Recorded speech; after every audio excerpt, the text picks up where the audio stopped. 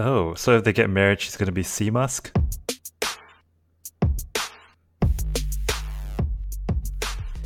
Hello and welcome to episode 99 of the Lazy Couch Podcast. We're here to give you all you need to know about technology, the future, and all things internet. My name is Chef Kim, and come quietly or there will be trouble. My name is Calvin Lee, and thanks Uncle Jeff for the new phone. Hey. Yeah, What did I got do? Maddie a new phone. Oh yeah. Happy birthday, Maddie. Is she listening yet? Yeah, thanks for that. You know what's really funny? I think I told you this story because I drop her off in the morning now, and I play the podcast in the car just because I like the sound of my own voice. And she's talking to me as I'm being played in the car. Perhaps over the phone, maybe. Yeah. So Like, what is she doing? Because I couldn't actually... Okay, so maybe just to paint a picture here, it was Maddie's first birthday over the weekend, last weekend. Yes. And Yes, I she's got won her now. I got her Unbelievable. a phone, like Yeah. my first phone thing. But I couldn't really work out what the features were, so I kind of had to. So it's actually kind of cool. So it's a smartphone by a kids toy company called VR Tech. I've got a couple of their toys. They're actually quite good, All right. surprisingly. So it's got two main sort of key functions. One is it's just lights, right? You just click on all these app buttons and then they light up. But if you do a sort of a quick flick, it goes into music mode, and it's like a music player. It's got 10 songs, and she can skip them and play them like a actual MP3 player. Wow, that's amazing. It's like And yeah. the best feature of it all is you can record one phone number and it can play it back. So you can say, my phone number is 041, and so on and so forth. So, Nice. Well, when she grows up and perhaps she's running a website, she may need to look out for things like European web laws, privacy laws, because that's Yeah. we're talking about GDPR here, guys, and I'm sure you would have heard about this because it's been on the news, it's been on the internet, around my feed anyway. So I don't know if it's actually been on the news. Has it? Everyone I know has received at least Yes. 20 emails from all the different companies they have, the email addresses with. Yeah. So just to set it up, let's listen to Bloomberg technology news here. The anticipated arrival this week of Europe's new data privacy laws called GDPR. Just how will these new laws affect consumers around the world? Bloomberg's Quick Take has the answers. You may have seen a few of these pop up on your phone or in your email. Google, Facebook, Twitter, Amazon, Square, GoDaddy, Tesco, Sainsbury's, H&M, and many more are updating their policies to give consumers more control over their personal data. Those updates and changes are thanks to a new law governing data privacy called the General Data Protection Regulation, or GDPR. Yeah. So yes, everyone has been talking about those terms and conditions, emails, and if you open up an app these days, you get that message on your splash screen. Very annoying, but this is what it's all about. Yeah, so there's a bit of talk about whether a lot of other countries would sort of embed this into their own sort of definitions of how to govern privacy and all that. So it could happen here in Australia, in the next year or so. But I think most companies who advertise or who have European traffic coming through to their website will probably make this update anyway. So globally, it's going to have impact. I think Apple this week also made similar to Facebook in the last couple of weeks, where you can download your whole data set. Really? Yeah, and that's available. Just doesn't matter if you're in Europe or what. Yeah. So there's a couple of key sort of terms that are being used in GDPR. It's quite difficult to digest because it is legal jargon. But a couple of key terms that came up, and there's a really good article on august.com.au. So it governs processing, for example. So it refers to the use of personal data, like, any sort of operations around storing, organizing, and performing any operations on your data is what they're trying to govern. Yeah, and I know this is a little bit too close to home for you, Delvin, but Yeah. because you've been working hard on this the last couple of weeks. Yep. But did you know the deadline is actually today, 25th Yes. of May?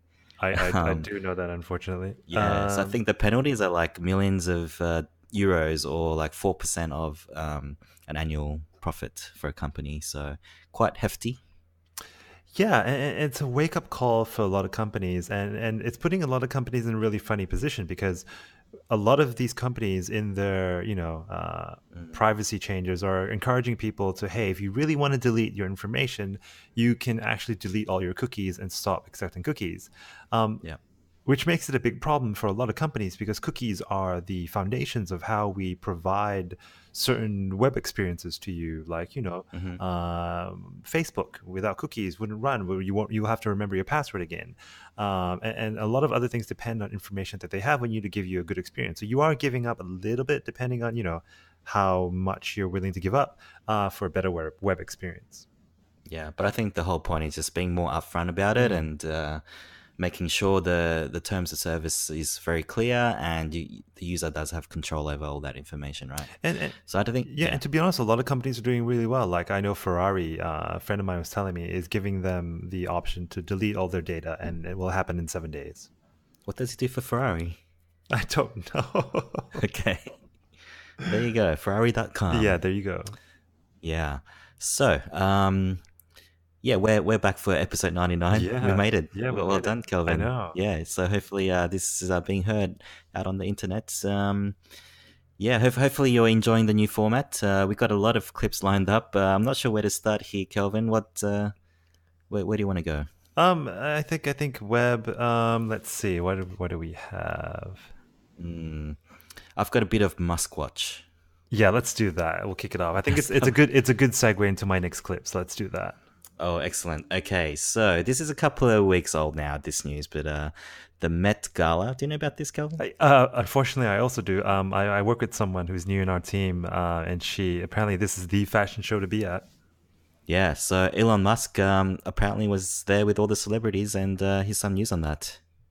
Elon Musk graced all the world's most prestigious publications when he appeared at the Met Gala with synth pop artist Grimes on his arm.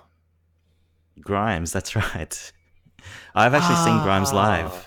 Have you? Well, yeah. I didn't know who Grimes was until the youngest member of my team had to tell me and explain to me who Grimes was. Yeah, you gotta get it on with the kids there. I know. Not get it on that way, but you know what I mean. Yes. Yeah, a little bit of slip there. So she's a pretty out there artist. Like her music is actually like her name, grimy. And a lot of synth electro as well. But apparently they met over a tweet. Did you know about that? No. I've got a bit of an explainer. Of course I do. Of course Here you it is. do.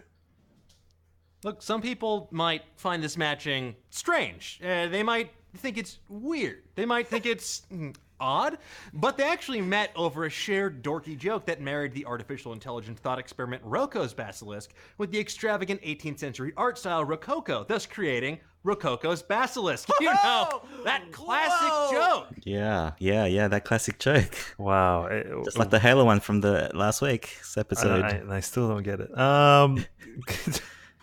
Okay. So I have talked to you about Roko's Basilisk before. This is a very dangerous thought experiment. You don't know about this. Wait, is this the one where Google tries to draw an image? Is that the one? No, well, I mean, it is actually so dangerous, and I sort of believe in this. If I were to explain it on the podcast, it could mean danger for anyone that's listening. It's a little bit like The Ring, where if you play that videotape, then something bad happens. So I can't. I'm not gonna explain the actual thought experiment. You can Google it if you like, or Bing it. But it's very dangerous. It's got to do with AI and potential eternity. Wow, we're starting out the podcast on a great sort of dark scene. That's how we do it, man. That's how we do that's it. how we go. Yeah, so apparently Grimes is she's changing her legal name to the letter C, small c, for speed of light, because Elon asked her to do it. Oh, so if they get married, she's going to be C Musk? C Musk. Of course, yeah. I think how many times has Elon Musk been married? I think several times, but yeah, that would be one of his wives. Also, I've got some news on Boring, the Boring company. Yes. So if you don't know this, what's so boring about this? So Boring is the company that is set up where he plans to drill holes underground of big cities and connect your transport system.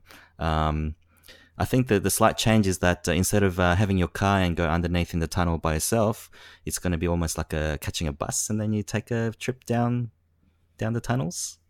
Yeah, I mean, I think Boring is funny in the sense that it's almost like, when he was developing Tesla cars and all that, and he looked at the highway systems and he went, the only way to truly make this efficient is to go underground. What do we need to go underground? We need to dig holes. How do I dig holes? I'll buy some old machines and sort of spec them up and see how I go with this company. So he's got some plans for Los Angeles, and he appeared at a function last week. Here's what he said. The Boring Company wants to save you from soul-destroying traffic, and just like a late 90s Jamiroquai song, they're going to do it by sending you deeper underground. Elon Musk and Boring Company project lead Steve Davis announced their plans in LA on Thursday night, outlining a future where tunnels crisscross the city and passengers can zoom from downtown LA to LAX in 8 minutes. Yeah, so it wasn't actually Elon Musk. That was a CNET report. But yeah, it's pretty exciting times. He actually shared an Instagram video where he's actually built like 2 miles of tunnel already underneath one of his factories. Yeah. Yeah, apparently he's going to only charge $1 per ride when it's done. Unbelievable. Yeah, but I mean, like you've been to LA, right? Like you know about the traffic and it's the gridlock over there. So this is gonna like change the game for sure. It's funny, like how he's digging holes under his factory. Imagine working for Elon Musk and you're like, hey, where's boss man? Digging holes under the factory again. It's just boring underneath. Yeah. Can you imagine, like, this is one of the other 200 things he's possibly doing at this factory, like flame throwing, like, I don't know, the safety guy or something. It's just hilarious. Yeah. Well, there's surely there's got to be more than one of him, right? Yeah. And yeah, I've got a clip just to quickly follow up on that. There's no point having tunnels if you're not going to have cars sort of traversing through them. So this week, they've announced a new performance model for the Model 3. So let's see what Roadshow.com had to say. Elon Musk has finally given us some idea about Tesla's performance-oriented Model 3 trim. According to the CEO, the best-performing Model 3 will pack 2 electric motors and hit 60 miles an hour in just 3.5 seconds. A standard all-wheel drive model will also be available for a $5,000 premium over the rear-drive Model 3. Of course, the performance model is going to be pretty darn expensive, landing somewhere around $78,000 fully loaded. While Musk was quick to tout the performance variant specs, many are still wondering about the supposed $35,000 version. Musk said in a tweet that the base Model 3 will be offered about 3 to 6 months after Tesla achieves a Model 3 production rate of 5,000 cars per week. Since that's believed to happen around June, buyers looking for a cheap new Tesla might be left waiting until 2019, if not a little later, considering Tesla's pretty good at pushing back its targets. Yeah, so that's kind of disappointing. I think when we first heard about the Model 3 a couple of years ago, we were hoping that this would be the mass market, low level, high quality electric car of the future. But it looks like they're starting off with the more expensive models, make some money out of that, get some volume going, and then punch out the more budget models. How do you think he gets away with all the slippages in the timeline? Because that's been a continuous thing, like probably the one constant in his career. I don't know. It's we did see what model of Tesla did we see on the street the other day? Was I think it was the X. Yeah, it was the X. I've seen a couple of X's in Sydney, which is quite a surprise with the whole the gull wing doors and everything. I think the way he gets around it is, if you and I are just talking about how he's slipped up, and then we think onto the flamethrower, we think boring, we think how he's going to space.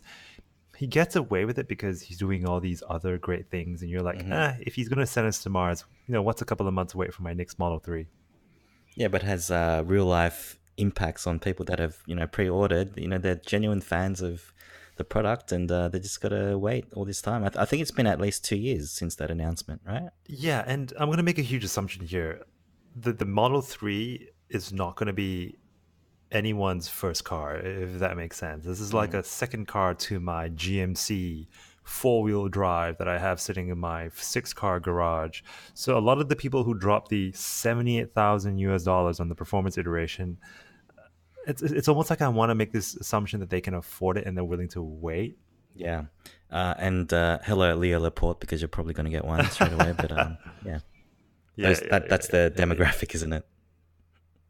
Yeah, I've got a funny clip coming up with Leo Laporte. Apparently, he speaks Chinese, but we'll get to that. That can't wait. Yeah, I can't wait. I'm out of Elon Musk clips now. I haven't got any more. Yeah.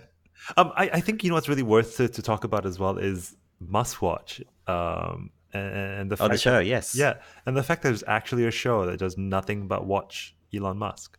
It is part of the Nerdist network, so you can follow them on, I guess, YouTube, or I think it's the Nerdist channel that they show it. But it's just these two hosts. One of them's an actual scientist that sort of breaks down scientific elements of whatever's happening in technology and pop culture, mind you. But pretty entertaining. Musk Watch. I said that. Yeah. I've got some scary Google news. Hey, scare me. Okay. All right. So, The Verge, in the last couple of weeks, they ran an article around how Google, back in 2016, made an internal video. I don't know if you heard anything about this just yet. Has been talked about on a couple of the podcasts that I've heard as well, especially No Agenda. But yeah, this is what they had to say about it. Okay, so you know that Black Mirror episode where a giant tech company has been analyzing user data for decades, and now it's using that information to shape human behavior by changing our phones and shipping us products to improve our lives? Oh, wait, that's... Okay, so that actually isn't a Black Mirror episode, but it sure sounds like it. That's actually the plot of a nearly 9-minute long internal video from Google. So what is this video, and what does it say about Google's future? Yeah, so that was the setup for their, I guess, little series on this video that they found somehow. I think it was leaked. And it is, quite a scary sounding video. One thing I noticed was every other podcast or, even the CNET guys that are sort of talking about this, they're all saying how scary it is. And I just feel like, everything The Verge says, everyone just follows. Yeah. Would you agree with that? Like, have they become so influential that they can sort of massage the comms for something like that? Yeah. No, I totally agree. I think even, when I do research for stories and I try to find video clips, The Verge is always there. They're covering all the stories at a pace that the rest of them can't really compete with. I mean, if you look at the likes of CNET and their sister brands like ZDNet and all that, they've been around way longer than The Verge has. And the way The Verge, this is getting a bit sort of geeky, but their workflow, the production workflow must be so fluid and so... Yeah. I don't know how many people they have out there doing these stories, but they're always getting the first hit on a lot of stories and writing quality pieces as well. Yeah, that's right. They do run quality pieces, and I think that's probably the difference here. Because if you compare some of the CNET videos, because I've been watching a lot of tech videos, Kelvin, because of these the way we clipping things here. But production value, the talent, just everything about them is just very professional. Anyway, that's something I noticed about the way they talked about it, but the video itself is actually quite interesting to hear about. The guy is Nick Foster, if that rings a bell. He used to head up the Google X division. Is that now defunct? He could be, yeah. Is he the guy with the ponytail? Ooh, I haven't seen him, but you could probably hear his voice. Yeah. Hang on, here we go. Here he is. This codified version of who we are becomes ever more complex, developing, changing, and deforming based on our actions. In this regard, this ledger of our data may be considered a Lamarckian epigenome. What if we thought of ourselves not as the owners of this information, but as custodians, transient carriers, or caretakers? Yeah, so that's from the actual internal video, and even just that music is kind of creepy, right?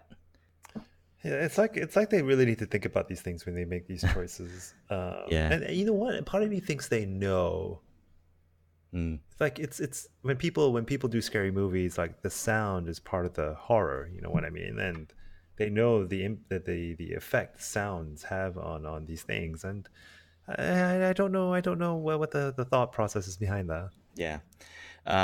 Yeah, so if you get down to the sort of meaty part of the video, it's actually saying personal data is kind of like everyone's DNA.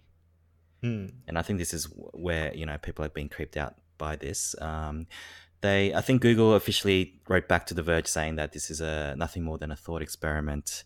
There are no actual products tied to this sort of stuff. This is just I think some sort of design thinking outcome that they had, and it turned out to be a 9-minute long video that was shared internally.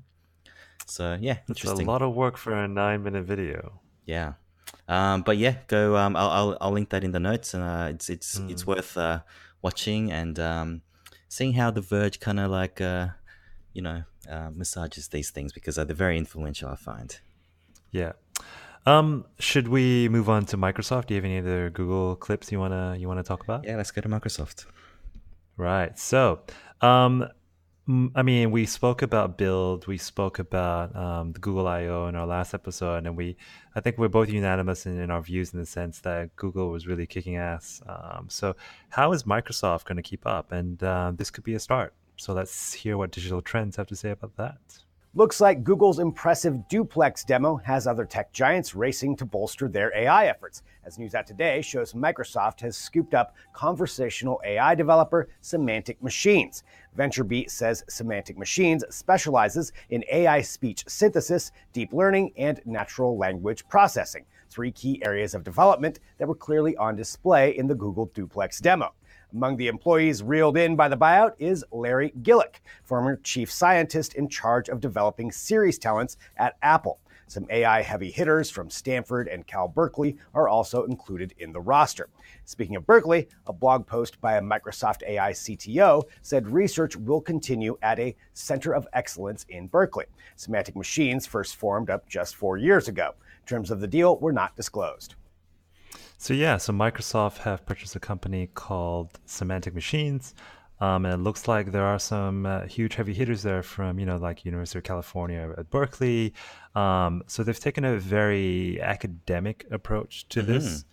And this is one of those funny stories where the more I looked into it, the more I start to pick up different things. Yeah. Have you heard of an AI called Xiaoice? Xiao what the? Ice. I haven't. So this is where it gets a bit weird. Xiaoice is a China-only AI bot owned by Microsoft. Right. And it can only apparently it's been there since 2014. And I have a little clip here from the Twit network just talking about what it is and what it can do. Assistant and the whole full duplex thing that wowed everyone. But Microsoft didn't do this demo at Build. They just did it at this London event. And it's not exactly like what Google showed from what people were saying. Tom Warren from The Verge was there, and he said, it wasn't like Xiaoice called a hair salon and they didn't know it was a robot. In fact, Microsoft tells people when it does make a call that this is a bot. As it they should. They make sure to identify that. Google will too. Yeah, everybody will. Should I play this? Yeah. Do you want to hear it? Yeah, definitely. All right. Yep. Yeah. That's an old ringtone. It's in Chinese. This is Klingon. They put it in Chinese so no one can tell what it is. It's going to be saying anything. This is Xiaoice. Are you feeling less stressed now? I was worried about you. I'm feeling much better. Thanks for talking with me about work earlier. Good. It's already 12:20 a.m. and you need to get some sleep. Wow. It does. I mean, I speak a little Chinese, but it does sound like a human voice. Yeah. So we'll leave it at there. And it's funny just to hear Leo Laporte, tell us he can speak Chinese. But at the end of our last episode, we sort of had this Funny or Die video where, the assistant actually becomes your personal assistant in real life. And Samantha, she does all these things, right? And this is what they're doing in China. So doesn't surprise me. It's 12:20 in the middle of the night, and I'm assuming, this guy is in China playing a video game or something, and he gets a call from his AI saying, "How's it going? You really shouldn't be up so late. It's 12:20. It's time to go to bed." And if you look at the conversation as it drags on, the human is coming across more robotic because she's like, "Go to bed," and he's like, "Okay, I'll go to bed." It's a little bit like what you warned us about last time, because you know how everyone's going to be talking the same in the future. Yeah, but it's just fascinating. The human side of that phone call sounded more robotic than the robot. I actually couldn't tell. So they were both females, right? Yeah. So the chirpier voice is the robot. I actually thought it was the same voice, to be honest. Yeah. I think they were only playing the AI talk. Okay. But on this video clip, which we'll share in the show notes, it shows a sort of a line by line type script that comes out on the screen. Yeah. But I didn't know Microsoft was doing this. So is this like a partnership, or are they actually leading this research? They've led it. So as part of Semantic Machines buyout, they're going to improve Cortana, Xiaoice, the Azure robot, believe it or not. So this acquisition, or this acquihire, is going to go throughout their current products and really improve everything. Yeah. So on the theme of Microsoft not really announcing the cool stuff in their keynote a couple of weeks ago at Build, after that happened, they introduced the Surface Hub 2. Did you see this? Yeah, I saw the promo video, but I would love to hear more about it. All right, here's the clip. The Hub 2 is a sleek 50.5-inch 4K Plus display that can be rotated with just a slight push, turning it into a huge portrait screen. That makes it useful for both scribbling notes with colleagues or nearly life-size video chatting with somebody. Plus, you can tile up to 4 of them together to create an even larger display, or spread multiple Hub 2s around the room, each serving different roles. Yeah, so this is a massive screen, and it's meant to be for the enterprise mostly. I think that's the angle because it's Microsoft. But you can imagine meetings offshore. You actually get a video of your whole body, so it's not just the head talking. It's not just talking heads. So I don't know if that actually improves the communication. But yeah, pretty impressive how they demoed this. You know who could have really used it today? Today? In what situation? You? Oh. You were giving that demo where you're putting post-its on an actual TV screen. Oh, right. You were thinking that was going to take off. I just thought about that. And can you imagine you had the prototype up on the screen? You could take the micro pen and draw circles around it, and it will all get recorded, and screenshots will be taken and saved onto, I don't know, your OneDrive. So yeah, I mean, that could totally work. Yeah, so the Surface Hub is actually available now, but that's going at I've heard $20,000 US. The Surface Hub 2, I think, is even bigger.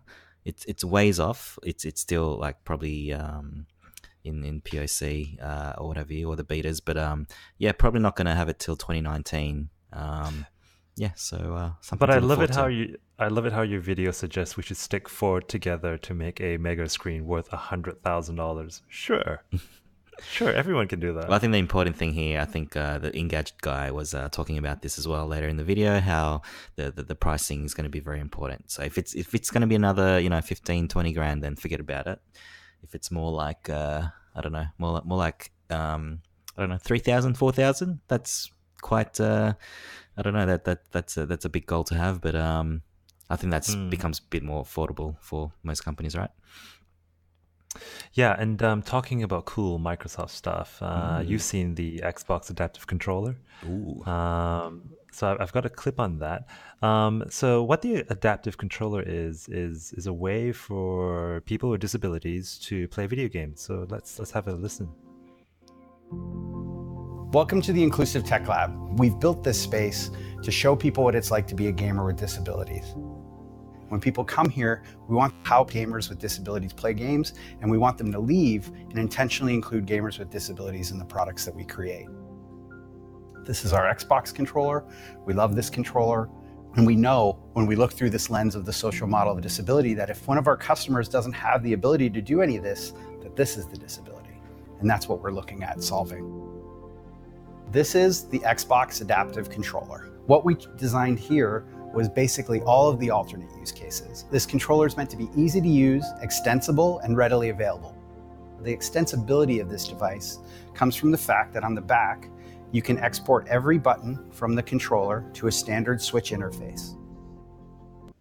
So I'm going to leave it just there. And I've actually been quite fascinated by this as well as quite touched. I've been watching all these different videos and all these different use cases. And it's quite hard to describe what this thing looks like on audio. But just imagine, what do you call those DJ wheel spinning things? Decks. The deck. So just imagine a deck the size of, I don't know, a tablet, I would say, like an iPad. So it's got two sort of round discs with your typical D-pad sitting in the lower left corner. And you can connect different things to help people with motor skill issues or motor issues to play games. And the use cases are so touching, man. Yeah. So it's kind of like a modular design thing. Yeah. Like you can add little things, and because I mean disability is a wide ranging thing. It could be mental, it could be like motor skills, it could be anything really. So this is pretty cool, and just the fact that companies are now thinking about inclusive design at this scale is really cool. Yeah, so a couple of cool partners. Logitech plays a part. So this one demo that we'll share in the show notes in the YouTube video I just played. So your typical joystick is actually a lot easier for people with motor issues. So they just showed this guy playing Forza using a joystick instead of a D-pad. There's other attachments that you can retrofit onto this pad as well. For example, like a foot button, so you can use your knees or your foot to play games as well. And I think the last note I want to put on this is a cool little sign that they have in this inclusive lab, and it says, "When you do not intentionally or deliberately include, you will unintentionally exclude." So I think both you and I develop things all the time, and it's just something to remember for everyone who does these things. Yeah. So is this another event that they had outside of Microsoft Build? Yeah, it's crazy. And it's getting some legs. You know what I mean? And I think Microsoft can do it. To be honest, if Microsoft had this in build and it got a lot of the news coverage, it would have, I don't know, rivaled the duplex Google announcement. It's up there. Yeah, this is the thing, right? Like AI and machine learning is such a hot topic these days. Like simple things like this. This is not high tech necessarily, but this is just like I said in the past, like really cool application of something that's easy to do and it's going to actually help people. That's the innovation, right? Yeah, they should showcase that. I've got one more Microsoft clip. Do you have anything else you want to add before I play this one? I've got a whole bunch of phone stuff later, but maybe go with your Microsoft thing first. Cool. So I'm just going to end up this Microsoft love session with, so you know what? Nothing else beats, when you've come home, you're tired, you just want to use your computer and chill out, and then you have to install a mega update. So it happened to me this week, and I found a really cool video just to show you what's in this April update. It's a lot bigger than you think. Features baked in. Timeline, the marquee feature, lives in your taskbar and essentially replaces Task View. It tracks and lists the various web pages and documents you've visited over the past days and weeks, allowing you to go back and quickly pick up where you left off. The kicker, though, is that it only tracks Microsoft Apps, Office, and Edge. This is a very Microsoft-specific feature. Nearshare, or nearby sharing, is a quick and dirty version of Apple's AirDrop. It's easy to share a document, image, or URL via the share function with a nearby PC, and Windows does so at up to Wi-Fi speeds. Focus Assist, which used to be called Quiet Hours, now does a better job to intercept distracting notifications. This version even blocks notifications while you're playing a game or giving a presentation. The number of people who use Microsoft Edge continues to drop, but here's a good reason to boot up the browser: clutter-free printing, which eliminates ads and neatly formats a web page to make it look great, if, say, you need to print out a PC World review. Here's another, Windows Device Application Guard, a fancy name for a super sandbox mode Microsoft has added to Edge. If you're going to be surfing the dark depths of the web, you should be doing it with WDAG enabled. Data caps are now a thing again, and Windows 10 now lets you do a better job of managing and even metering the data that you use. It's also a way of setting limits on background updates for apps and Windows itself. Let's face it, these aren't showstoppers. This is an ensemble cast of features which collectively make Windows better. Yeah, so I'm just going to leave it as that. There were a couple of features there that really stood out. I think the notification one, the blocker, is quite interesting. I think, when I give PowerPoint presentations, the worst thing that could happen is link messages pop up. Right. A lot of their features, and this is the confusing thing for Windows 10 right now, it's trying to do both desktop and their Surface tablet stuff all in one update. So a lot of these things, a lot of these settings I see now in Windows 10, it's almost weird. Like you have some sort of tablet settings sort of user interface just come up everywhere. So I'm not sure if you see the same problem. I mean, like, at work we're on Windows 8.1, so the Windows 10 experience for me is really just on my desktop at home, and there's a bit of browsing. And to be honest, I'm not even sure if I get the automatic updates these days. So April, yeah. I mean, I would have set that up, right? I think I would have, but it's difficult to sort of go through all those features in details for me at this stage. But yeah, the biggest sort of standout is the task view, where you can see all the things you've done in the last couple of days, but unfortunately it's only for Edge and Word and Microsoft things, which is kind of a misstep. Yeah. Now, as my cat goes a little bit crazy around the microphone, this is probably the middle part of the show. We're going to sort of remind you to help us out, because we want to actually get our word out there, right, Kelvin? Like, we want to build the audience with this new format. You can help us by commenting and reviewing us on iTunes. So you have to literally go into your iTunes app on your phone, look for the Lazy Couch, and give us a comment, or give us a 5 stars. That really helps us, get noticed. But in the meantime, what else? You could just follow us on Facebook and get a few of the updates. I think last week, what did I share? It was like a Sounds of Star Wars thing. Did you see that? I did see that, actually. I was quite cool? amazed. I was quite that's a lot of work for someone to put through. I was quite amazed by that. Yeah, I think I can't remember the channel or the Facebook group, but I think it's to do with sound effects, just sound effects, not visual effects. They do lots of clips like that. It's amazing. So yeah, if you follow us on Facebook, you get to see stuff like that. Now, Block B. I've got a lot of phone updates. Did you see all these come through YouTube this week? Yeah, a lot. I'm not going to cover everything, of course, because I've got about a list of 6 here. But there were some kind of out there phones that were introduced or announced or or reviewed by certain YouTube channels. The first one I'm going to mention here is the Red Magic gaming phone. It's by a company in Hong Kong, and they just have an Indiegogo project. And I found these guys just recently, but they're called Unbox Therapy. Do you know these guys? Yeah, I do know. I don't know if they have a bit of a reputation, but I actually quite like some of these stuff. He's the guy, I don't know his name, but he's talking about the Red Magic phone. But this, of course, is the magical part of the Red Magic phone, the appearance. If you imagined a gaming phone in your mind, you'd be like, yep. Just to be clear, you see this angular design on the back, aggressive, masculine, unusual shapes for the fingerprint scanner as well as the camera cutout, the RGB LED light, configurable, it can sync to your games, and then this dedicated switch, which will take you into the game mode. Yeah, so I think this is the first concept, right, of this kind, a phone just for gaming. Well, there was the Razer phone that came out. My number, and then this has got cool things, right? It's got 4 speakers, it's got a DAC, it lights up. But for me, the number one usage, RGB lighting, by the way, RGB everything, man. That's the new way of living. I have to look for reviews for the camera. But you can play PUBG on this thing.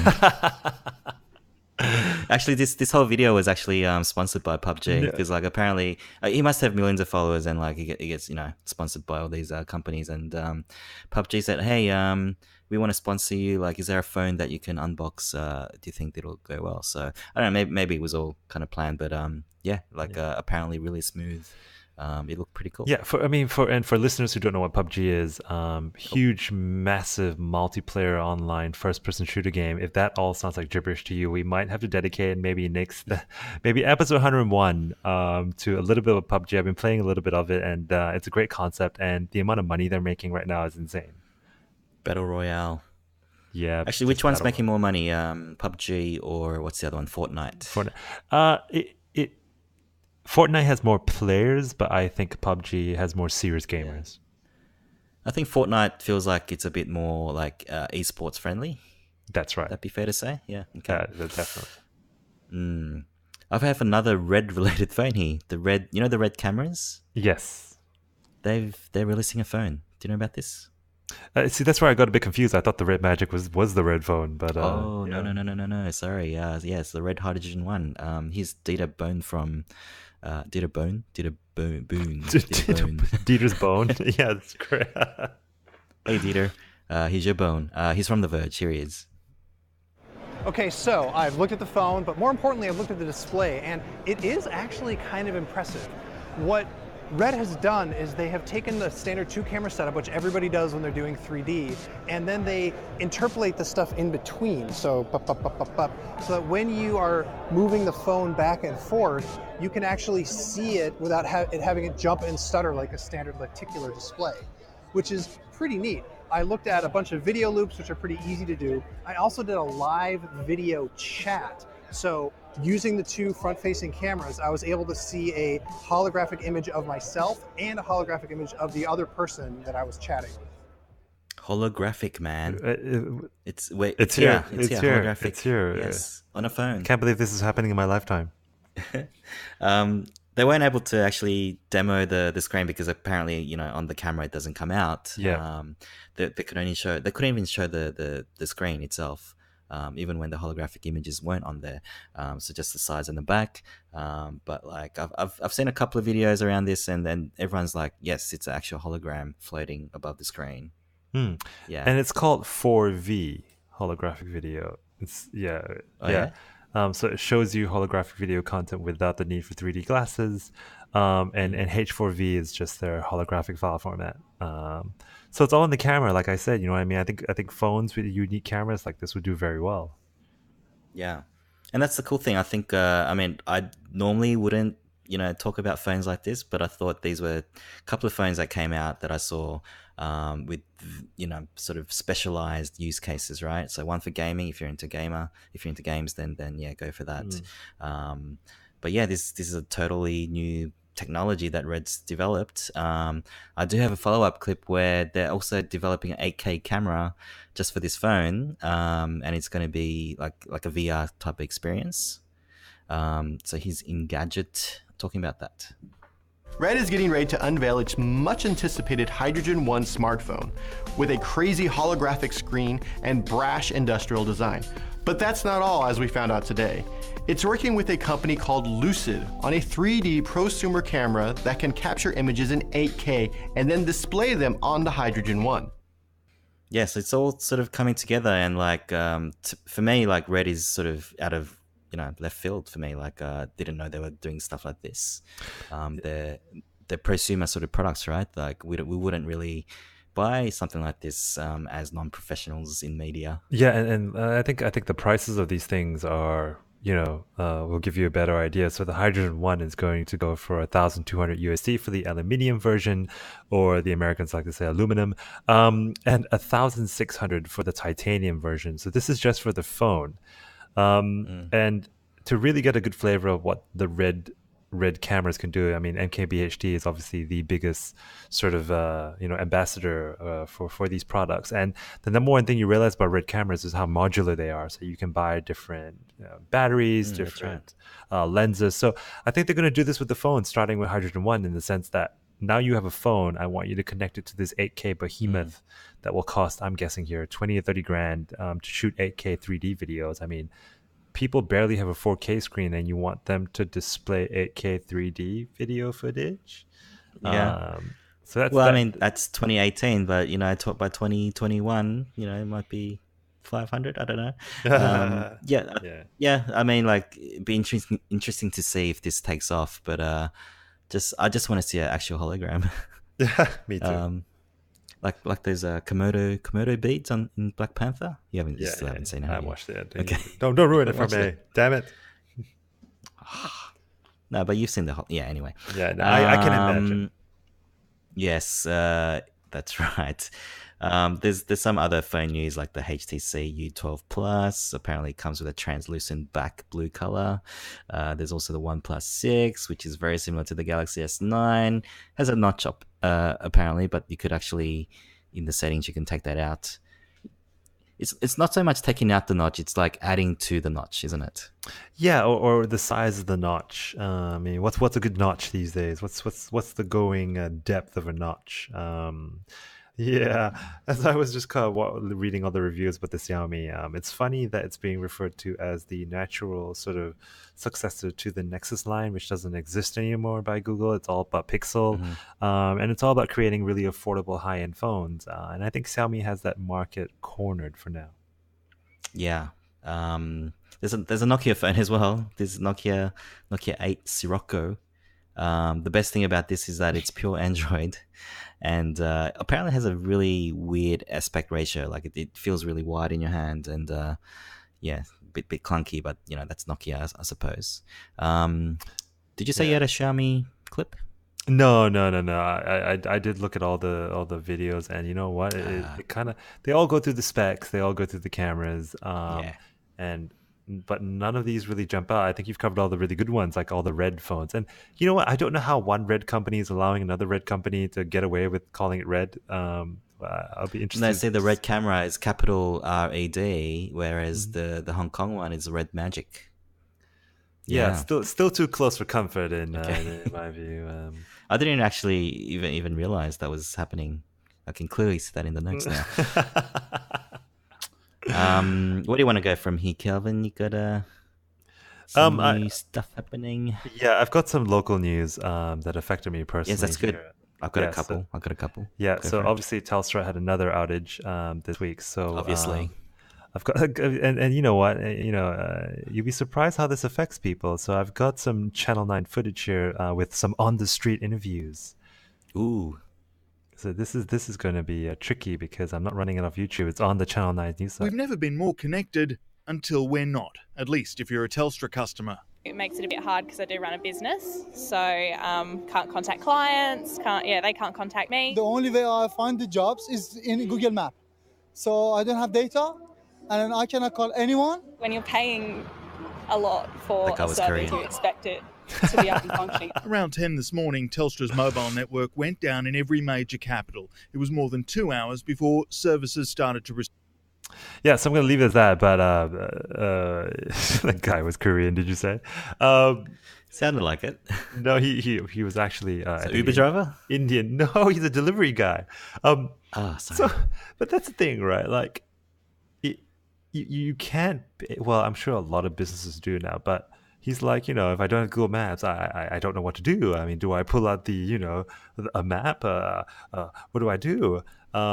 So it's I mean, my phone shut down for about an hour where it was bouncing in between 3G and 4G, and even when I did have 3G, I had no internet access. But there are other scary stories out there that I might share in the show notes. For example, a lot of people couldn't dial 000, which is our emergency services.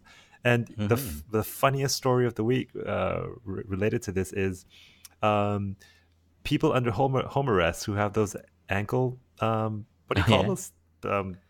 I think we will find out in Ant-Man. Yeah, maybe. ankle bracelets. They all went offline because they're connected to the Telstra network. So they just ran away? Well, until it went back online, then you get tasered or something. I don't know.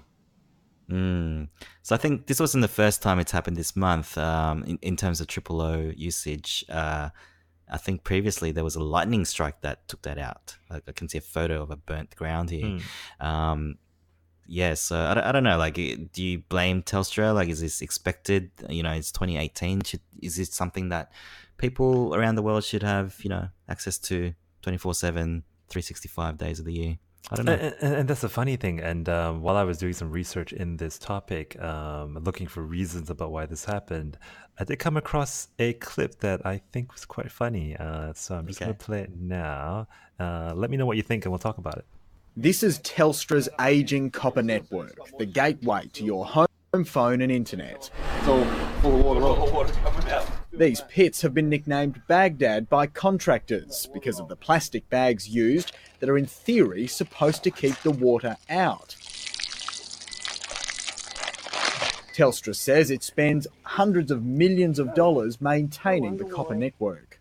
The copper's been going well for 100 years. I think it'll keep going for another 100. There is no band-aid solution to this. No matter where you look, whether it's in Sydney, in Perth, in Brisbane, in Adelaide, Melbourne, country towns, plastic bags and ring bar cables are everywhere. So yeah, want to hear the funniest thing about that clip? It's from 2013. And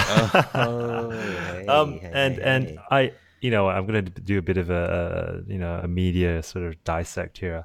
In between that clip, you heard an interview of someone saying copper has been fine for 100 years, it'll be fine for the next 100 years, who was actually the CEO of Telstra at the time, and they just spliced that video in, and I don't think they were all talking about the same thing, if you know what I mean. But I think right, wait, 2013. Let's thinking back. Was the NBN a thing back then? I don't know. I think that's a good question. I feel like that's pre-NBN. Yeah. Yeah. The way they talked about it.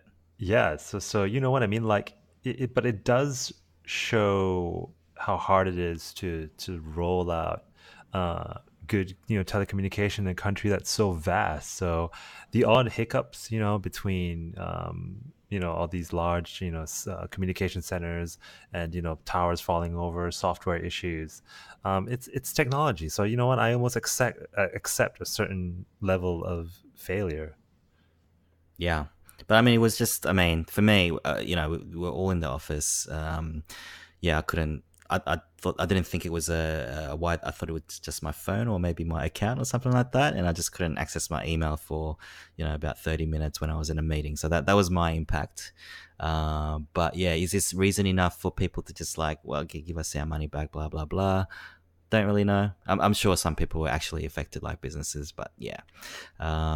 It's going to happen, isn't it? It's going to happen until the powers that be fix the networks and go fiber, not copper. Yeah, exactly. And also, you know what I mean? I think there's also a talk about them testing 5G, and that could be one reason. But who knows? I don't think Telstra has come out this time and unequivocally, given us the real reason about why it went down, which is also kind of odd. Yeah. Well, while Australia is sort of behind the world in some things, we're actually pretty good in other things, like 3D printing, Kelvin. Are you serious? Yeah, well, there's a company called Titomic. They just built the world's largest 3D printer, which is prints metal stuff. I've got an SBS clip here. Let's have a listen.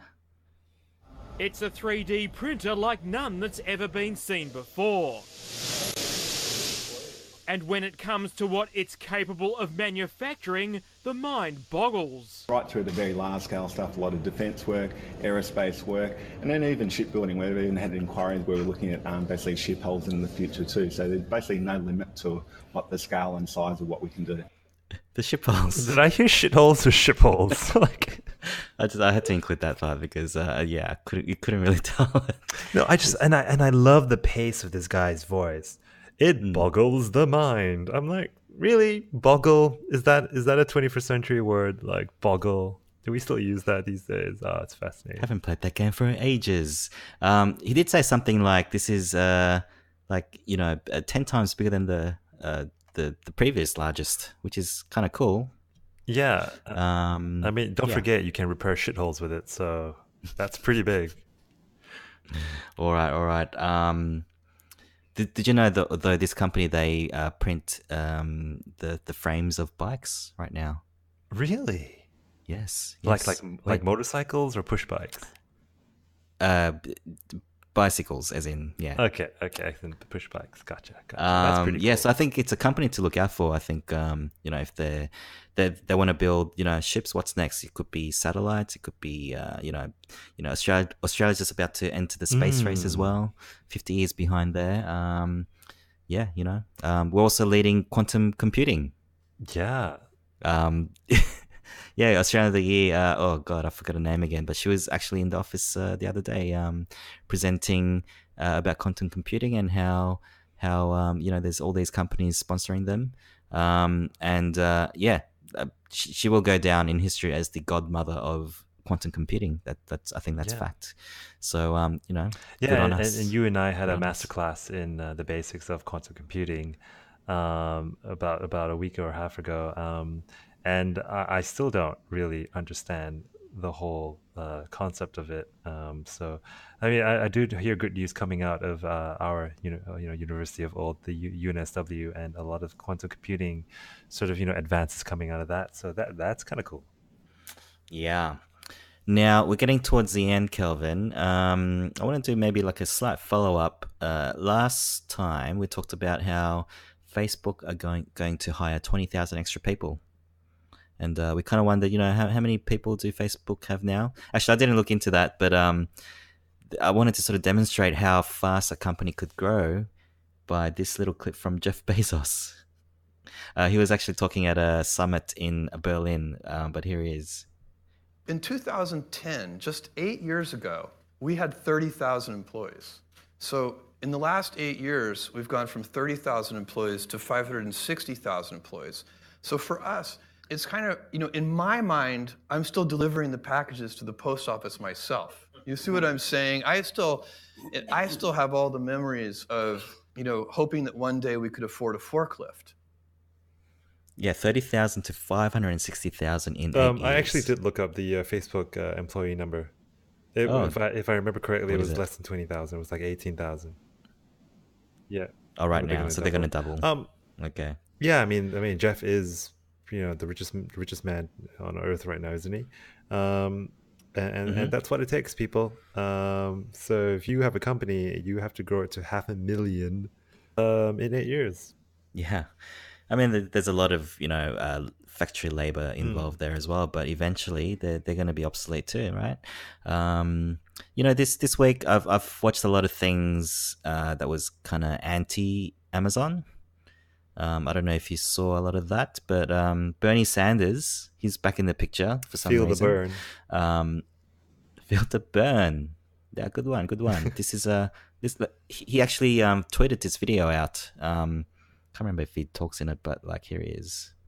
According to Time magazine, from January 1st through May 1st of this year, Jeff Bezos, the founder of Amazon, saw his wealth increase by $275 million every single day, for a total increase in wealth of $33 billion in a 4-month period. Yeah, it was all Bernie. Yeah, did you feel the burn? I felt it. I feel like there's a bit of a sentiment happening. So, Amazon needs to be regulated, they need to be stopped, they need to be separated, or they need to be somehow, I don't know, it's just too much, too powerful, too big. I think Bezos is actually the first one to get to 3-figure billions. Oh God, that's way too many zeros for me. But you know what? When you think back, and Microsoft was fined in the EU, and they just ended up paying the fine because it was nothing. I mean, I think we've already passed the point of no return. I think they're already too big. Yeah, and there's a story going around that is offering staff, especially his labor staff, to take $6,000, I think, to actually quit. And I think this is all part of the automation process. Right.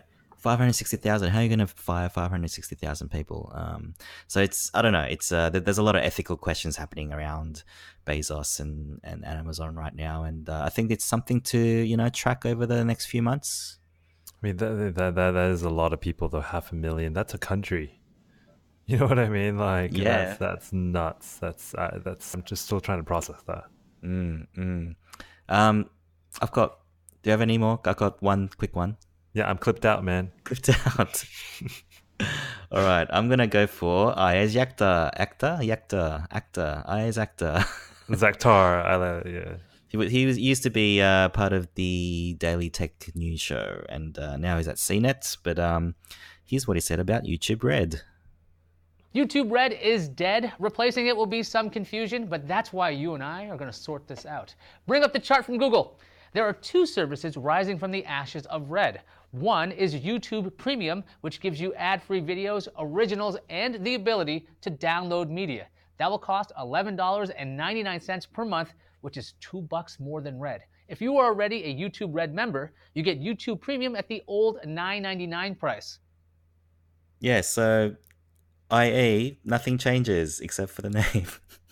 And $2 more. I'm so confused. No, so if you're a existing customer or subscriber, you don't pay the $2. You're grandfathered in. Yeah. Yeah.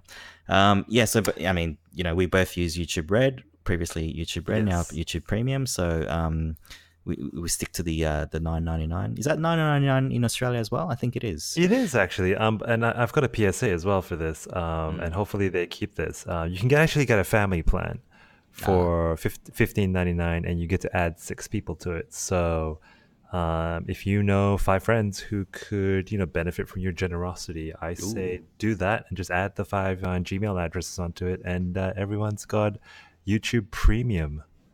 Yeah, I mean, I actually physically can't go through an ad on YouTube anymore. Why do you? Tell me what happens when you see an ad. I can't wait the whatever seconds to, or some ads you can't skip, right? I don't know. Maybe I'll just vomit. You just start convulsing. You start frothing at the mouth. And on that note of Jeff frothing at the mouth, this has been the Lazy Couch Podcast. We've made it to episode 99. Still unsure what we do at 100. Ooh, next one. Yeah, but if you can't wait, make sure to listen back to all 99 episodes. You can find all that on the website at thelazycouch.com. You can find us on Facebook and Instagram just by searching for us. You can also check us out on Twitter at thelazycouch. If you're old school, email us, thelazycouchpodcast@gmail.com. And if you remember what Jeff said at the mid part of the show, go on to iTunes and give us a rating. But more importantly, your feedback. Calv out. Jeff out.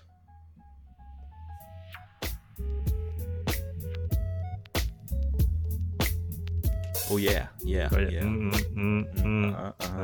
Stop. Okay. Oh, okay. I did that pretty well, huh? Yeah. Oh, nice. Like, I sorry, did I jump you like at the end? No. That was fine. Yeah. Okay, good. All right, I'm going to stop recording in 3, 2. Well, and by the way, this might cut off. Okay, cool. And stop recording.